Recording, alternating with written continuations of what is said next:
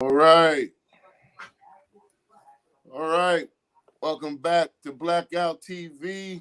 I'm your host, Tony Bllackkoutt Williams. And we are here today with Miss Laronda Jackson. She is running for this state senate? State House. State House. Mm-hmm. Excuse me, State House. And you know how we do it. But first, before we get to Miss Laronda, we have to first pay some bills. Our show is being sponsored by Connie Specialty Cakes and Desserts. Connie Specialty Cakes and Desserts, you can catch her on Facebook or Instagram. She has one of the hottest pastry businesses in Ohio right now.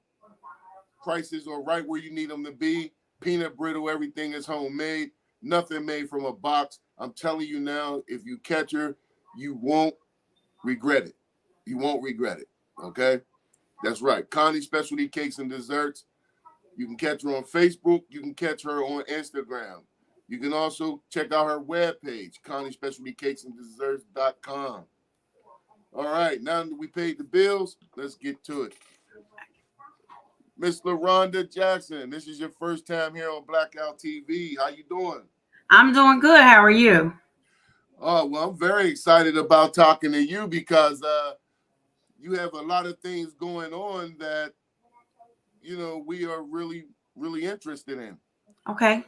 You know what I'm saying? Like, especially since this is the first time you're here, let's just pull back a little bit. First, give us a little bit, my viewers, a little bit about who you are and what you're about. Okay. So first, let me say thank you for allowing me to be here tonight. And, I'm an entrepreneur. I've been in the insurance industry over 25 years, but I've had my own agency for 21. Okay. Did all that with a high school diploma. Just finished Sinclair after all these years. I'm a mom. I'm a wife. Business owner that decided to run for office. Some of the priorities in my life are just kind of fighting for the underdog.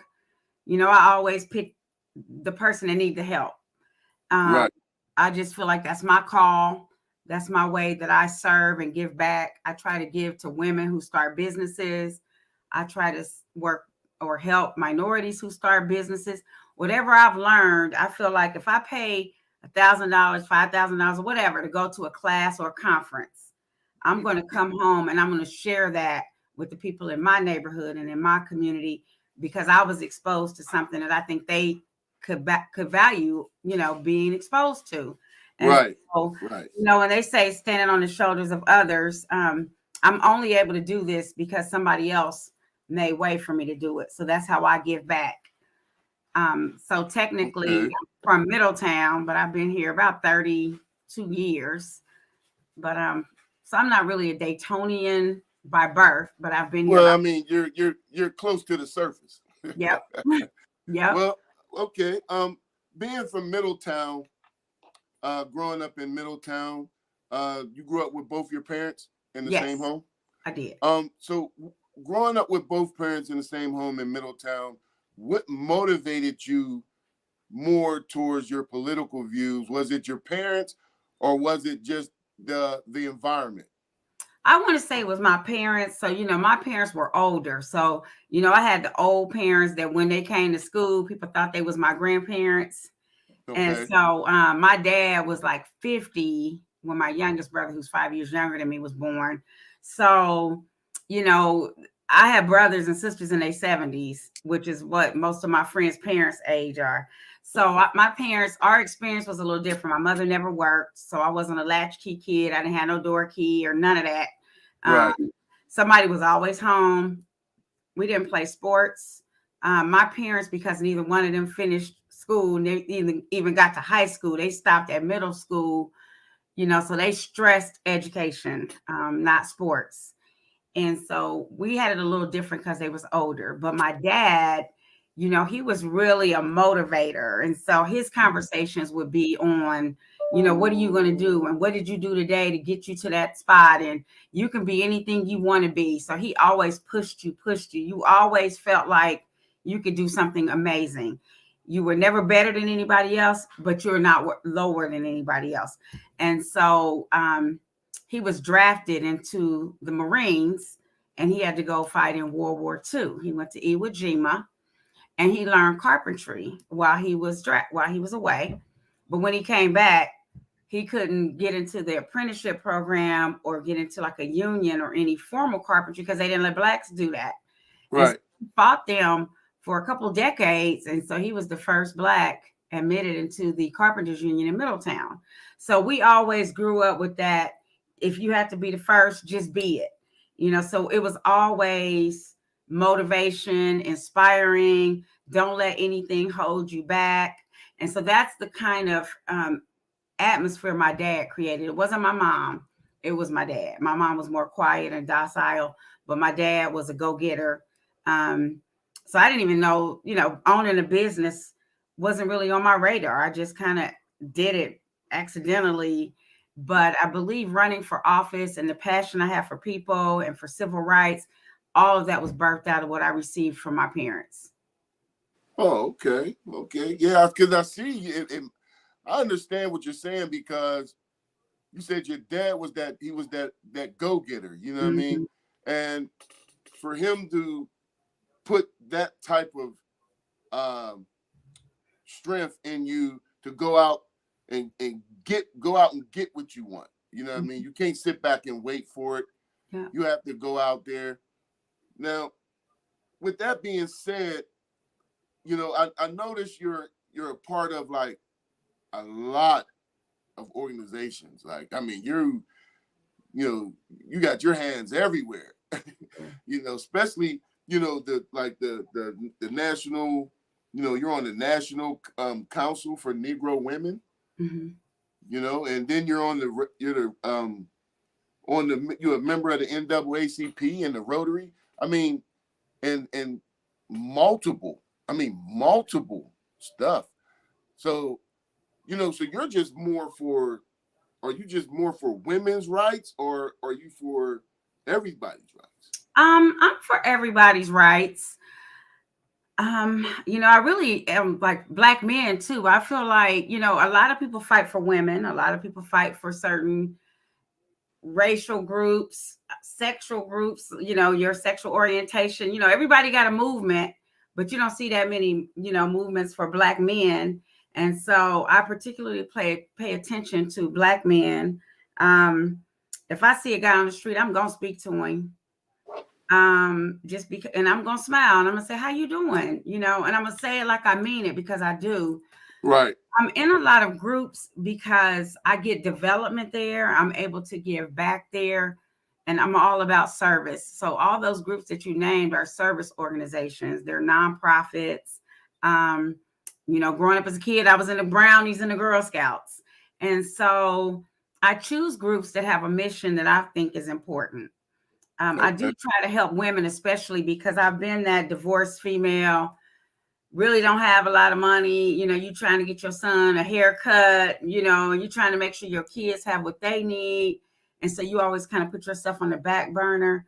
I so identify, and I want to do something. I just haven't figured out what I'm going to do yet. But I identify with that lady that she can't do anything for herself pretty much because it's always her kid. So, okay. So now, one of your views that you're, because, it's a lot of stuff that you're going to be talking about, that you're pretty much going to be promising that this is the stuff that you're going to be trying to get done. One of them is eliminating standard testing. What's that about? So can I go back a little bit? Oh, yeah. Okay. Sure. So running for a state rep, which is what I'm running for, that's the legislative house. Okay. And that's where laws and bills are written. So in Ohio, we have 99 districts. And so it's almost like we got 88 counties and, all these numbers. So we have 99 House districts, and there's one person representing that district. Okay. And so I try not to overpromise and underdeliver, because I got to get those votes. So 98 people have to agree with what I want to happen. And so it's majority Republican, and a lot of Democrats don't get what they looking for. It's got to be a bill that Mm-hmm. everybody benefit from, like, I don't know, free cough syrup. I mean, it's got to be something that's no conflict, Right. and so the standardized tests, I don't think that monitors what a child is learning, and I don't think it monitors how a teacher teaches. I don't think you can say this teacher is good because the kid passed or got a certain score. I remember, I believe those tests are biased based on your experience. And So you don't think it's based on Keller? no, I think it's based on experiences, and I think it's based on what you've been exposed to. And so I will say, coming from a Black woman's perspective, because I'm Black, there are words that might be on the test that we don't use. Right. So if you tell me, as a child, when you mop the floor, make sure you don't put too much water and if one of the words is pail, we call it a bucket. And so you have to know that when you write these tests. And I remember when my sons were in high school and I would see the questions and I'm like, we don't even use words like that. And so I think that those tests can be written in a way that in words that we don't use. But even if they weren't, just think about how many people have test taking anxiety. I know the information, I studied it, but I performed poorly on the test because my anxiety was so high. And so I believe that standardized tests was an attack on public schools by white politicians. I'm going to just be honest. So what about the fact that you got a lot of kids that are being misdiagnosed with ADHD or ADHD when they're not even, they're just being kids. Mm-hmm. You know what I'm saying? Are you going to also attack all those? You see what I'm saying? Because I understand about the testing, but then there's so much when it comes to the school system that's just being really overlooked. Yes. You know what I'm saying? As far as like the majority of Black kids being placed into classrooms that they shouldn't even be in, based off the fact that they're just ADHD, they can't keep up. Your son can't keep up. But then when you put the right curriculum in front of him, he outshines all the other students. And how is this possible? Well, so let me say this. I'm not an expert on that, but I will say Well, I mean, you're going to be dealing with all this, with all of this, right? We have a state school board. We got our local school boards and we got state school boards. Oh, okay. When it comes to diagnosing children, I just believe that sometimes our children, especially our boys, when he's hyper or he needs an IEP or he needs a special class because he won't sit down and be quiet. Well, the fact that he won't sit down and be quiet doesn't mean something's wrong with him. Exactly. He just got energy, and that's what most boys have. So you have to have teachers that understand that and get that. And if you have teachers that don't, it's your responsibility. And now I'm speaking to the school boards. It's your responsibility to train them in that area. So coming up as a Black girl, from Middletown, most of our teachers were white. But I can honestly say my parents were involved, even though they couldn't help with the homework. They just made sure you did it. But I would say I remember those Black teachers saying, what you about to do, you about to go in there and sit down and shut your mouth and do this work. They wasn't going to give you detention or suspension or whatever. So I think that if we can find teachers that know how to pull out the gifts and the talents and the skill sets that are in the children, then we have success. Yes. But we don't quite have that. You think every child is going to learn the same way. You think you're going to be able to talk to every child the same way, and that doesn't work. It does not work. So will you be speaking on other issues as well, as far as women's pay in the workforce? Like, I mean, what can you explain to us? So you explain to us exactly what it is that you're bringing to the table. Okay. You So know what I'm as saying? a Because if we're going to go out and vote, yes, we sir. need to know, because I mean, honestly, and a lot of my viewers, they understand. They're from all over the United States. So my viewers know that when I post a show, Mhm. I'm coming with the truth. Okay. Okay. And I'm not going to sugarcoat it. It's Okay. because this is something serious. I usually don't do political because Okay. it gets touchy. It's a touchy subject. Mm-hmm. But I felt like maybe this time I should, because I'm starting to think that we need to get the first really get to know who we're voting for. Mm-hmm. Right? Okay. And then so far, I feel like I know you. I feel Okay. like I can trust you. I'm pretty sure my viewers are feeling the same way. So, can you explain to us exactly what you're bringing to the table? So what I'm bringing to the table is I'm a professional. I do care. Mm-hmm. I am willing to work with people to make Ohio better for all families. Mm-hmm. So, and I'm bringing my integrity to the table. And this is the But I- 39th district, right? yes. Okay. And so, but what I want to get done, if you say, well, Laronda, what's your first piece of legislation that you would want to write? Mm-hmm. Now, remember, I got to get 98 people to go in a direction with me. Exactly. And that's really tough. Mm-hmm. But I believe that preschool, Head Start, all of that at age 3 should be free for every child in the public school system in the state of Ohio. Not a 25-page application and a scholarship if you qualify and all of that. No. We know good and well that our children, when they are young like that, they soaking up everything like a sponge. Mm-hmm. So Mm-hmm. if that's their age where you can really get them engaged in learning, counting, reading, memorization, and all the things that it takes to teach them, that should be at age 3, it should be free for every kid. Not just the poor, not just some schools, not just this, not just, cherry picking. It should be for everybody. So public schools are not free? Or is Not at that the that age. charter schools? Not at that age. I'm saying at age 3. I'm saying at Head Start, preschool, they should be able to get those services. What about charter schools? What's my take on charter schools? No. Are charter schools I don't free believe or hey, I think they're free. At least the ones around here are. okay. I don't know if there's any tuition with some maybe in other parts of Ohio, but I believe for the most part, ours are free. So legislation, I just look at things like, what's the real meaning behind this? So for instance, in the city of Dayton, which is pretty much where we are, Okay. Dayton Public Schools has struggled for decades.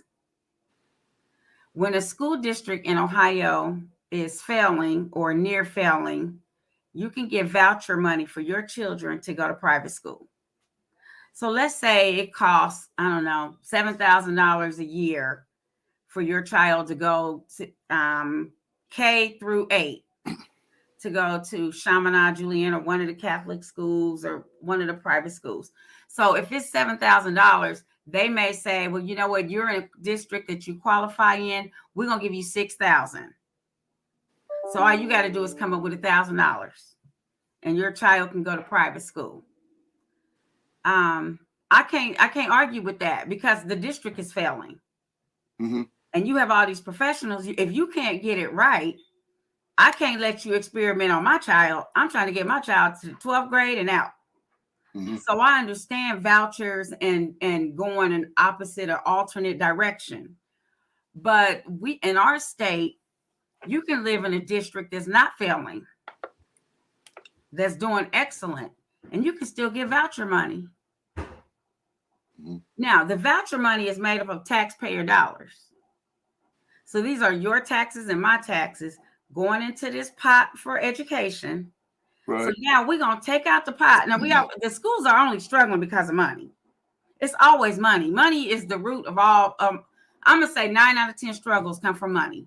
If it's your family or my family, if you promised your kids y'all was going to Kings Island and then a bill came and you had a shut off notice and now y'all can't go. They mad at you. My daddy said da da da da, money. So our schools are not getting proper funding. And And I that's mean, but how is that the though? State House. I don't understand that. How is the schools not getting proper funding when the government is shoveling out billions for Do other you stuff know? that Do really you don't know make the no sense? largest percentage? That's a state budget, so that's what a legislator does. The bulk of the school funding comes from property tax. Mm-hmm. Okay, so if you live in a city and the average house, we got average, we got average, we got low, we got high. So let's say the average house in the city of Dayton right now, let's say is 75,000. You got some that's 375 and you got some that's 30. But if let's say the average, I've not looked this up. I'm just saying just for this example. If Right. the average house in Dayton is 75,000, you get property tax from that number. But if you come to Inglewood or you go south to Centerville or you go to Beaver Creek and the average house is 275, you see how much more property tax you're getting. So you see how much more money that school district is getting. So when the schools are in a poorer area, they don't get the same resources. But you would think they would get the most money. Exactly. Nope. They get the least. So your kid and my kid, we got a textbook. The textbook they got might have your name in it. Remember we used to have to write our name in the front of the book? Yeah. But if you at a district, Oakwood, or where the money flowing good, they're on top of it. So what are you going to be able to do to change that once you get in there? Well, the voucher program is already in. It's in. I don't know if it can be reversed or not, but I definitely would not vote ever to expand it. So, for instance, our governor, who's running now against Nan, and people have one opinion or another of her, but they got to look at who she's running against. So, DeWine wrote, he made into law, he was going to raise public school funding, so it's per pupil. So the school district gets $6,200 a year for your child. That's to educate them, teach them, books, teacher salary, the nurse salary, all of that per student. And our districts are shrinking because we got a lot of alternative schools. So they're getting less money to work with. So he said, well, we're going to raise that. I'm going to give another $1,000 per kid. So everybody was clapping. But if you read on down, what else he going to do? He's expanding the voucher program as well. No. If your school is not failing, you don't get none of this taxpayer dollars. So if Alter, let's say everybody wants their kid to go to Kettering Alter because of some kind of scholarship program or just whatever. Okay. If you want your kid to go to Alter and you live in a district that's doing well, then you pay for it. Yeah. So I use the example when I was raised, my mother, born in 1929, whatever she cooked for dinner, that's what we had to eat. It wasn't no plan B.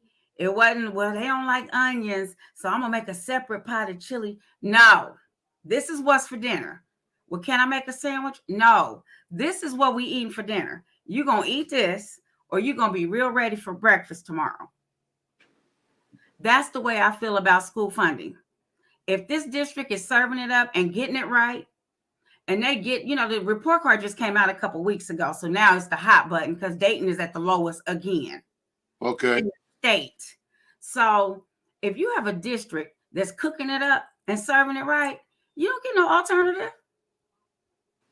If you want your kid to go to private school and you live in Beaver Creek or Oakwood or Kettering or wherever, guess who's going to pay it? You need to pay all of it, 100%.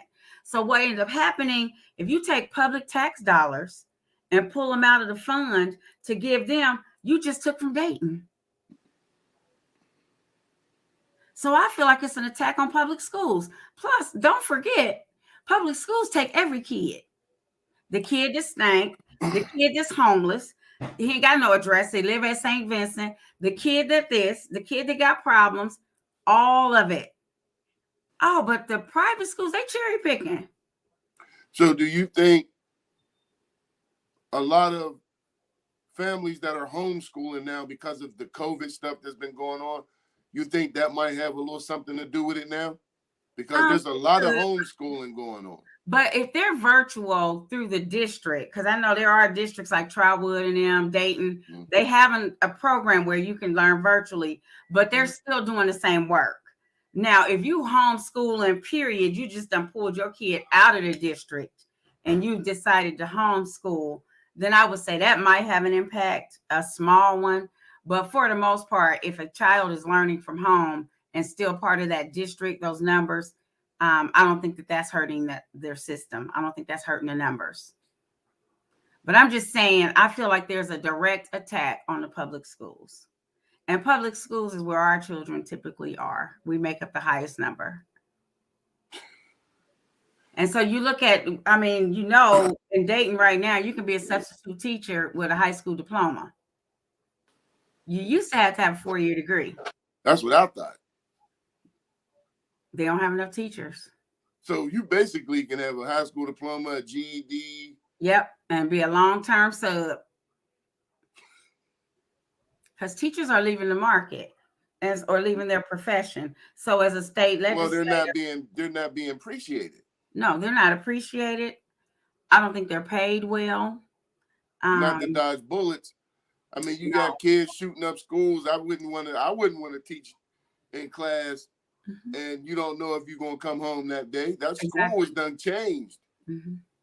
So, I mean, you know, you got a lot of districts that got schools that don't have security. You got a lot of school districts that got schools that just, I mean, are walk right in. Yeah, it's like it's unsafe. So, I mean, when it comes down to school systems and how much money needs to be poured into these schools, all that's got to come into play as far as, you know, security doors. We got, do we want to arm the teachers? I mean, I wouldn't want my child's teacher to have a gun on him while he's trying to teach in class. But that's in Ohio. The legislators, the seat I want, he voted on that. He voted for teachers to have guns? Yes. Ladies and gentlemen, are you listening to this? Now, would you think about this? Oh, think about what Miss Laronda is saying. Okay. The guy she is going against, you just heard her say it. The guy she's going against voted yes for teachers to carry guns in school. Now, would you want your child in school trying to learn with a teacher that's got a gun? Yeah. Okay. So just like the kids come in and they snap and start shooting up the school, who's to say the teacher won't snap? Nobody knows. Hasn't happened yet. It hasn't happened yet. Okay. And let me add this training. So what's going to be like 80 or 90 hours of training required for teachers to be armed at school? They reduced that to 20. You're not paying these teachers enough. Think about this. You expected a teacher to not only teach the class, right? Be respectful to the students, maintain some type of good rapport with the students while teaching, and then turn around and carry a gun for protection of the students. So basically, the government is saying, look, that's not on us. Right. They're carrying guns. It shouldn't have been a shootout. That's crazy. That, you know, this. And that's my question. So if you look at qualified immunity, how many times do police get it wrong? Oh, I thought that was a gun, but it was a cell phone. It was a hairbrush. I thought he was lunging for me. I thought it was a weapon, and there was no weapon. Yeah. So if a police officer is supposed to be a trained professional, law enforcement, so now you want teachers to do it. And so Uvalde, we see one shooter with all them police officers in the hall was scared to go in the room and get him. Yeah. But all of a sudden now teachers are going to be able to do it. And they're not going to do it. Mm-mm. If I got to go to make a choice between protecting these children and me making it home to my family, yeah, I mean, that's you might run. Nobody that's a hell knows of what a they were decision. doing that. You might run. That's But a we hell of a saw decision. police officers. We saw them in that school, scared. Miss So LaRonda, you know what? Look, ladies and gentlemen, to all my viewers out there who's watching this right now and who will be watching this when you get off work later, okay? This is Miss Laronda Jackson. She is running for the state house. Let me tell you something. Listen to this interview because she got my vote. This is ridiculous. She's bringing to the table the stuff that we really needed to hear. You got to know her. This is not a game. You must understand the situation in hand right now. The school system is very, very vulnerable to a lot of foolishness. And I'm telling you now, the government is going to find a way to flip the script because they don't want to be to blame. And Okay? can I say That's this? why Columbus, the teachers in Columbus, that's why they striking. It's hard to get a teacher to come to school and try to do her job, and she's under so much stress. That's a lot of stress. You don't know if you're gonna get shot. That's a lot of stress, just by itself. Yeah. You tell little Timmy to sit down, and little Timmy liable to blow your head off. Mm-hmm. You know, I really feel like you are the one we need in there. I really do. I really feel like you're the one we need in there. So I have an opponent. My opponent was our Montgomery County Sheriff. And what's his name? His name is Phil Plummer. Phil Plummer. And the county lost about $10 million in lawsuits from the Montgomery County Sheriff's Office being sued for abusive force, deadly force, while he was in charge. So is this the Miami Valley? Yes, this is Montgomery County. Okay. So how do you go from doing that job poorly? And I say poorly because you might not have pulled the trigger, but your deputy did. So obviously you're not running the right department. And it kept happening over and over on camera. So how do you go from there and end up being a lawmaker? And when I look at his voting record, he has not voted on anything that would benefit us. He's not written any legislation that would benefit us. And when I say us, I'm talking about human beings. But what I want to stress here, because I don't know how much time I have, we have to vote. We have to vote. I'm not saying you got to pick up a political newspaper. I'm not saying you got to delve deep in there like that. But you have to at least get out and vote. Every NAACP in this nation is having candidate night where you can go in there and listen to them talk, and you can get the feel, the vibe right there. And you be like, oh no, I'm not voting for her. Oh no, I'm not voting for him. We owe it. We owe it to our families. We owe it to ourselves to vote. Know the issues. If you don't understand, then ask somebody. And so that's what I'm seeing. Our young people are not voting. Everywhere I go to Lowe's, I go to Kroger's, I go get me a smoothie. I'm like, are you registered to vote? They'd be like, no. I'm going door to door now, knocking on doors. And then I'll see somebody come out the house next door or whatever. And I'll be like, hey, how you doing? I'm knocking doors. I'm looking for registered voters. Are you registered to vote? No. No shame. No. So we end up with lawmakers that do this to us. I fought like crazy 2 years ago. I ran against the same guy, but I fought the state they wanted to do stand your ground. They wanted stand your ground to be here in Ohio. And I said no. So I don't know if you know it or not. So like right now, you can go to the state house. If you hear of some legislation that they about to pass, You can go to the state house and you can actually talk to the person and say, Mr. So-and-so or ma'am, I don't want this to be a law in Ohio, and here's why. And you state your case. And you might make them think, well, you know what? I never looked at it like that. So when they had Stand Your Ground, there was a side room of judges, prosecutors, moms against guns. The room was full of people who wanted to address them and say, we don't need Stand Your Ground in Ohio. Right. When it was my turn, my opponent was on the mic. He called me up to speak. And I said, well, you know, I am vehemently against Stand Your Ground in Ohio because it will disproportionately affect Black people, especially our Black men. I said, Trayvon Martin is dead today, and George Zimmerman got no time for it because of Stand Your Ground. And then I just started citing cases. And I said, you know, just because you have cameras, and it was a case in Florida where the guy had parked in a handicapped parking place, and the white guy came out and went off on him about parking there. And then they got into it, and then he shot the man and killed him. So he tried to say that the guy jumped him, but thank God for video camera footage. The guy did not jump him. But what if there was no footage? So I said, you know, Stand Your Ground is ridiculous. In Ohio, we have castle laws. Castle law means if I come into your castle uninvited, you have the right to shoot me, stab me, whatever you got to do to defend yourself and your family.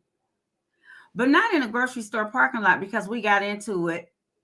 We both wanted the same spot. I beat you to it. Now you mad when I get out the car and I think you're a little big and you kind of threatened me. Your voice kind of scared me. So I shot you.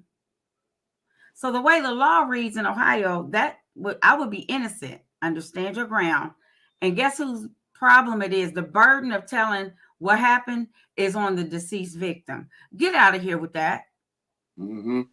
Okay. And not only that, but they also added in there a line that says, with no duty to retreat. So, you know, duty to retreat is, you know what? I ain't even going to fight you. Let me just go on home. I could hurt you, but I'm thinking about the next 5 years of my life. It ain't even worth it. So, you know how we teach our kids, you don't have to fight every fight. Right. Or you don't have to do it because somebody called you a name. You know, we teach people how to process. Like, is this really worth killing somebody? They stepped on my shoe. They did this. They shoved me or just whatever. So, you know, I always try to raise my sons. I got 2 sons. Always remember what you got to lose. Because you might get in a fight with somebody, they ain't got nothing to lose. They don't care. So, Stand Your Ground says, with no duty to retreat.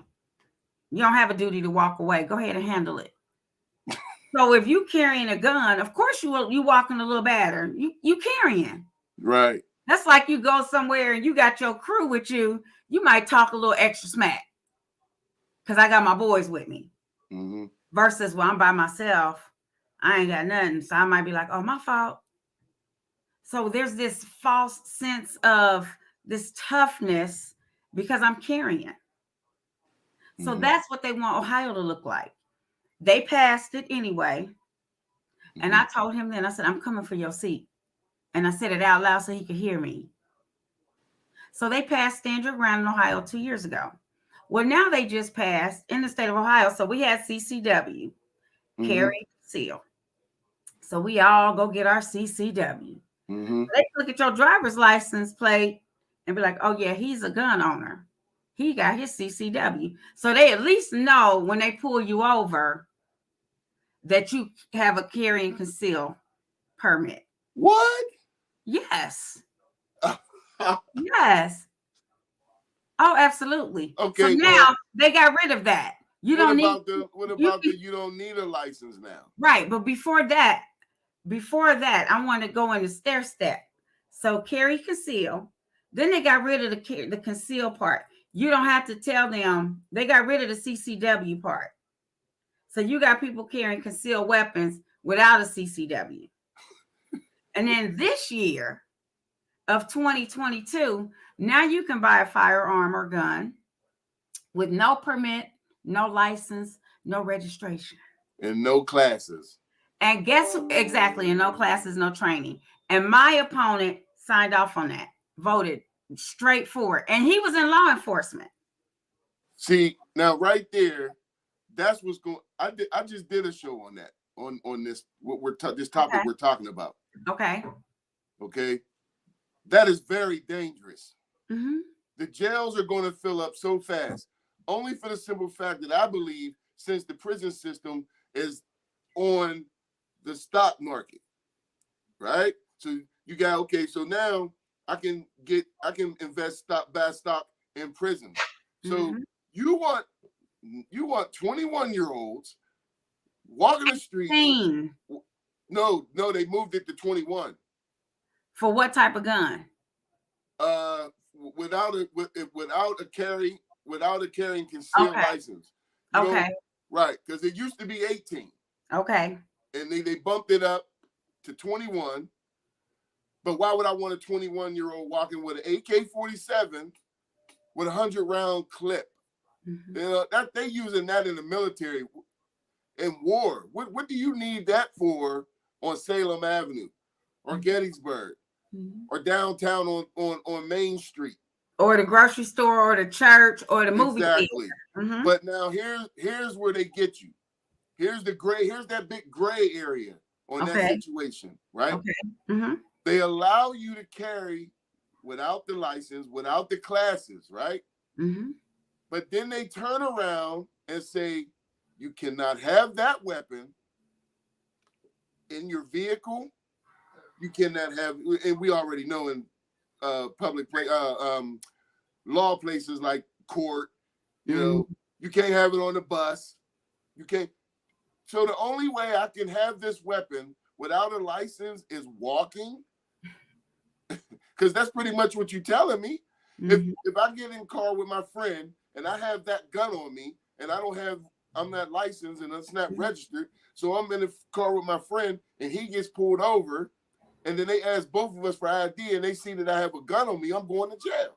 Mm-hmm. Now, I asked the officer about this and he said, yeah, you're going to jail. Only for the simple fact is you can't have that weapon on you inside of a motor vehicle. Right? So now, come on now. So in other words, you're saying you want everybody walking around with guns. So who does it benefit if you're a law-abiding citizen and I'm a law-abiding citizen and I want a gun? I probably already got one. What's been stopping me?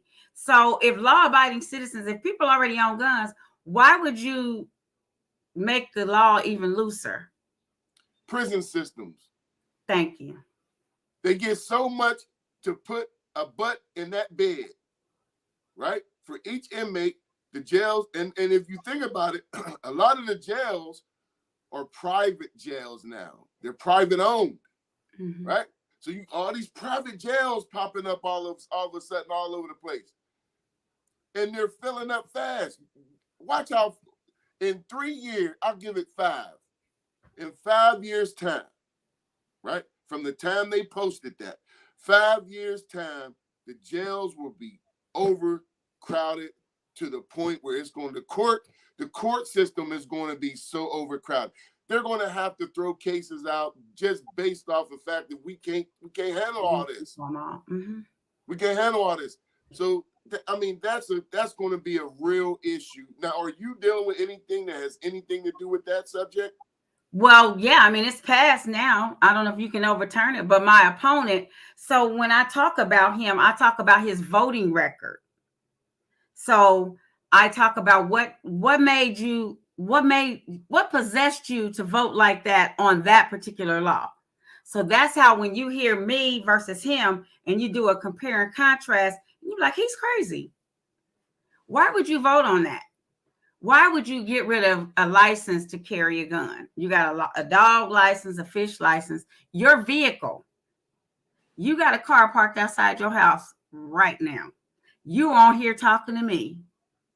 If there's a vehicular homicide, it's 9 o'clock. Let's say there's a vehicular homicide at 10 after 9. They know to come to your house. Why? Because that vehicle is registered to you that was in that accident. Oh. They're going to pull the registration right out and be like, this is his car. and they're coming straight to your house. Now, you can say, I was on my job. I was doing my podcast. I don't know what you're talking about. My car must have been stolen, but they at least know to come and look for you because your vehicle is registered. Mm-hmm. So why would we want guns not to be registered? Yeah, because you can't find him if he shoots you. Just out here. We just out here. And so to me, you're trying to turn this into the Wild Wild West. Pretty and much. Who loses? It's us.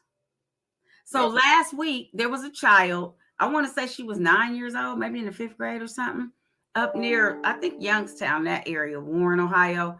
She took a gun to school. And somebody told the bus driver, and she took the gun to school because somebody was messing with her every day.